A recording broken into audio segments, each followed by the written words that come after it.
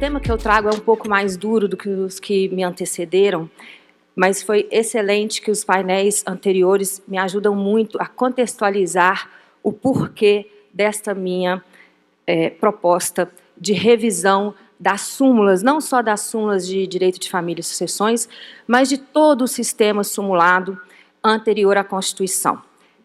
Eu venho estudando um pouco isso, já que ainda não me decidi se sou processualista ou se sou civilista de família.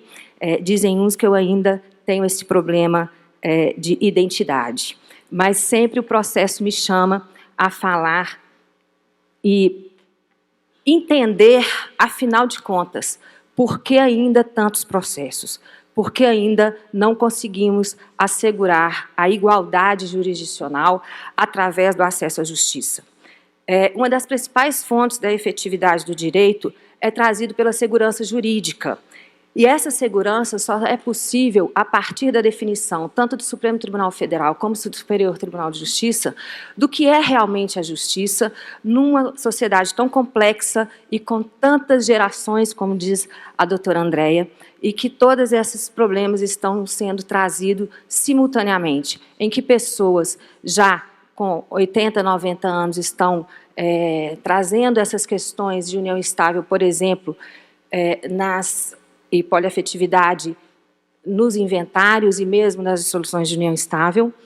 A minha pauta, ultimamente, tem sido, no Tribunal de Justiça, dominada por duas questões, que são os alimentos e a definição ou não de existência da união estável. E essa segurança jurídica só nos é possível através do sistema de súmulas, apesar de eu mesma ter um pouco de dúvida quanto à questão da súmula vinculante em temas relativos ao direito privado, principalmente ao direito de família, e a sua imutabilidade, se aqui vou sustentar a questão das súmulas vinculantes. Portanto, isso tudo nos traz também a ideia de violência processual, tão falada nos últimos 2, 3 anos, e que precisamos entender que o processo não pode ser uma punição às partes, mas que precisamos entregar a jurisdição de uma forma mais segura do que estamos fazendo até hoje. Portanto, eu volto à velha discussão do common law e do civil law, que parecia superada, mas eu acho que nunca conseguimos entender o que realmente a Constituição nos trouxe. E talvez porque os outros palestrantes também me ajudaram muito com a questão cronológica, inclusive trazendo desde da primeira palestra, quando tratou da necessidade de entendermos de novo o que é nulidade e diferenciarmos da anulação, e as questões de ordem pública, que, como diz a nossa querida Gisela Hironaka, são apenas questões de ordem pública, elas se definem por si só, não há como explicar o que é de ordem pública.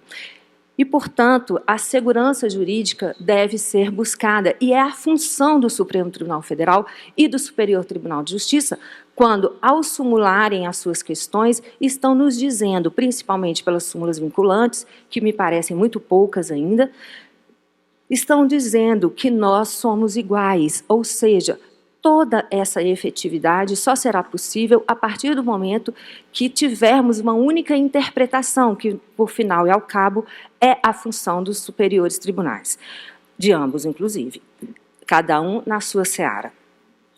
Portanto, volto aqui a falar da nossa Lei de Introdução ao Código Civil, recém-nomeada por Lei de Introdução às Normas do Direito Brasileiro, e que nela apenas temos como fonte de direito os costumes, né, na omissão legal, claro, os costumes, os princípios e algumas funções que nós temos no CPC defendidas pela equidade e, claro, a velha e boa analogia.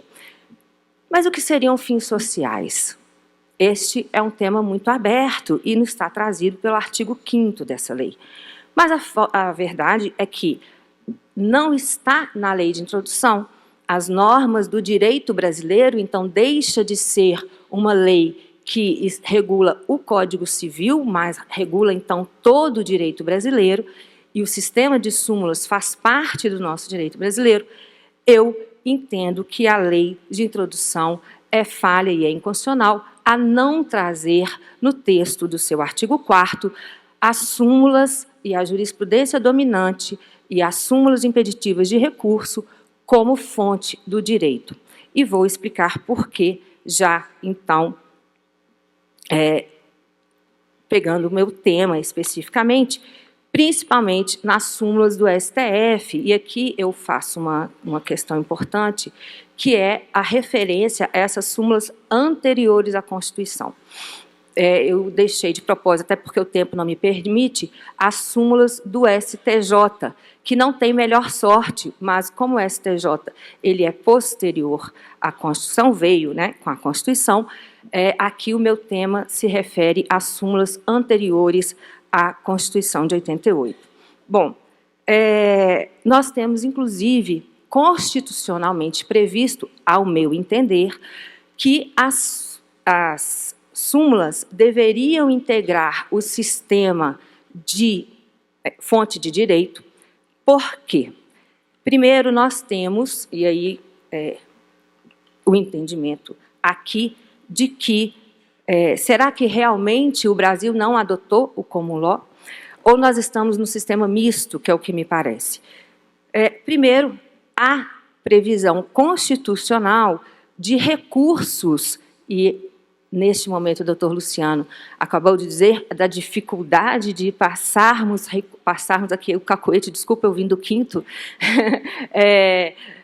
aos superiores tribunais por causa da súmula 7, né? A questão de fato a ser discutida. Por quê? Não é por causa da súmula 7, é porque, na verdade, a própria Constituição traz, nos artigos em que trata do recurso extraordinário e do recurso especial, a função jurisdicional desses tribunais, e eu, como doutora em processo, sempre tive dificuldade, desde a faculdade, eu errava em toda prova o que era o pré-questionamento.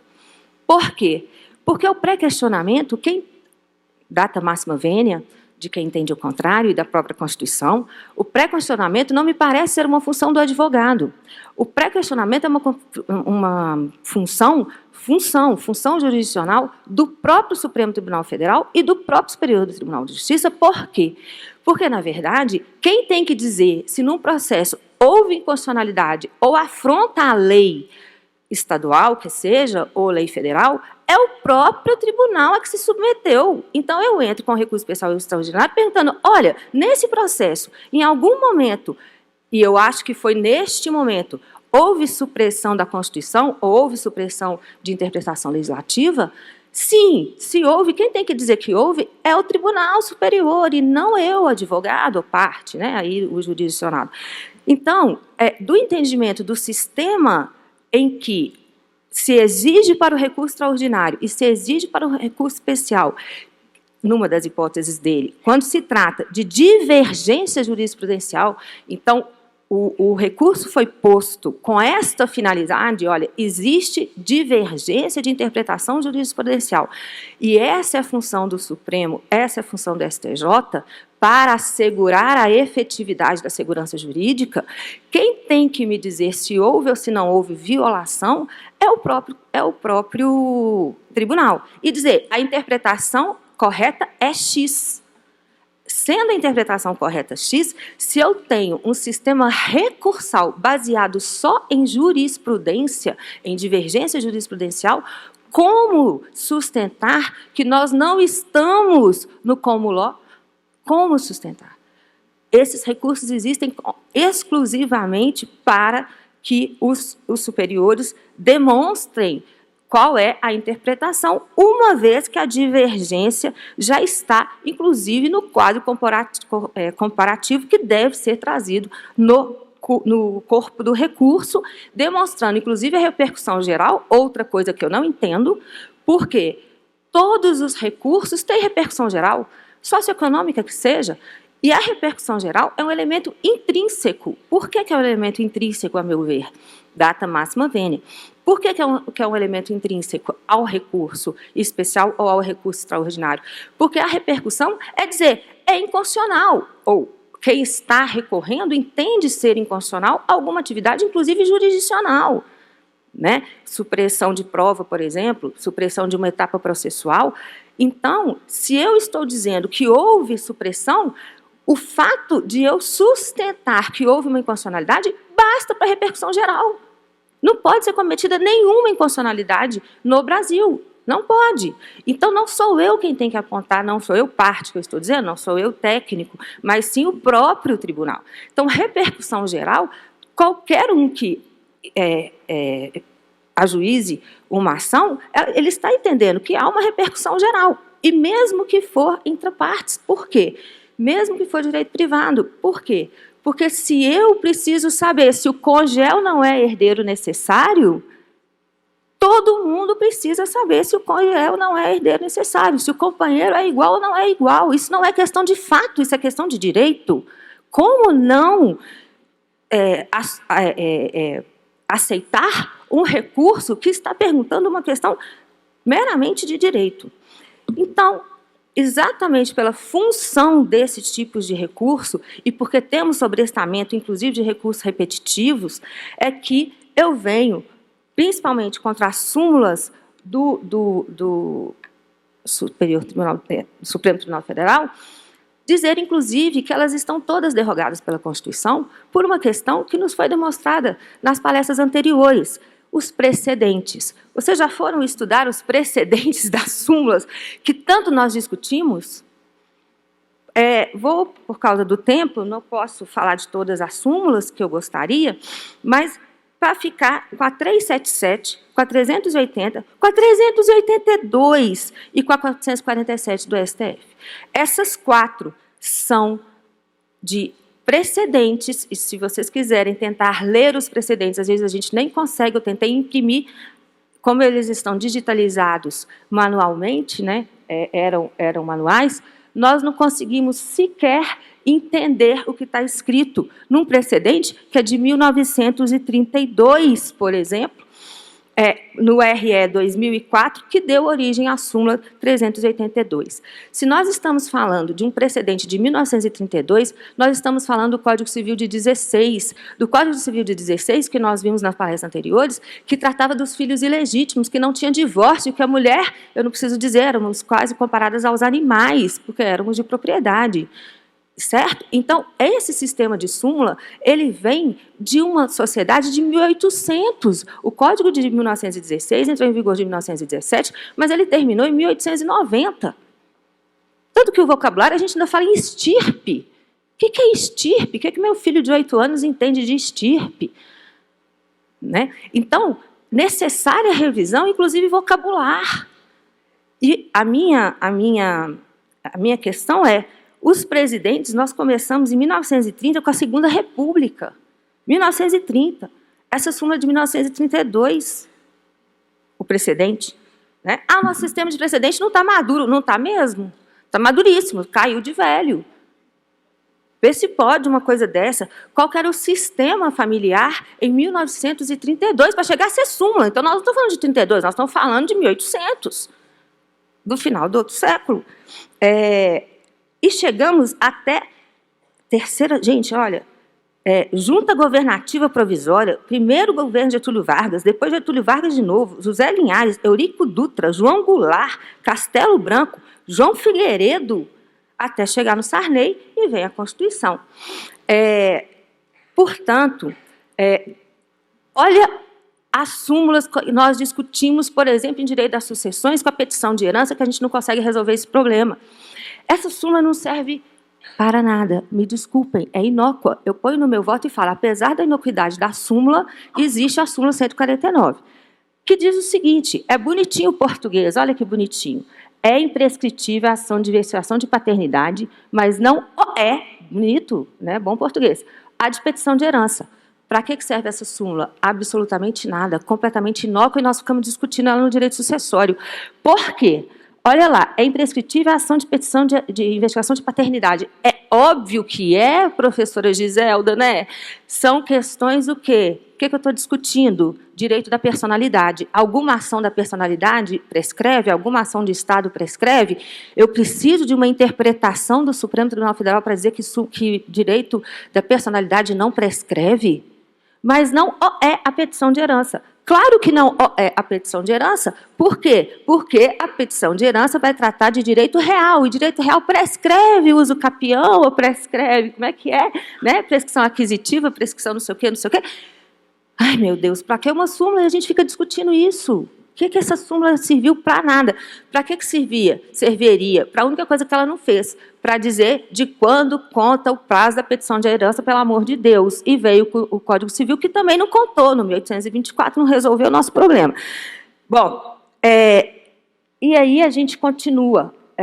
Súmula 377 também não tem a função que ela tinha que ter.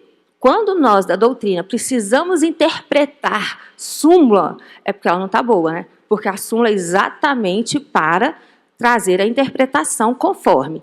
Portanto, a súmula, no regime da separação legal de bens, a gente já tem que interpretar, porque todo regime é legal, né? Estão todos na lei. Não, está falando da separação obrigatória. Ah, bom, é essa que a gente já está julgando se é constitucional ou inconstitucional. Ah, tá bom. Comunicam os adquiridos na constância do casamento. A que título? Aí eu tenho que interpretar a súmula de novo. Ou seja, todas essas súmulas, principalmente as anteriores à Constituição, precisam ser revistas, aglutinadas. E qual que é a minha solução? Né? É muito petulante da minha parte, eu sei, mas é assim que a gente pensa o direito, com um pouquinho de petulância. Eu entendo que todas essas súmulas o Supremo deveria, e aí eu já vou para a minha conclusão, que é dizer o seguinte: entendo que estamos na lei como law, deveria haver o acréscimo disso na lei de introdução.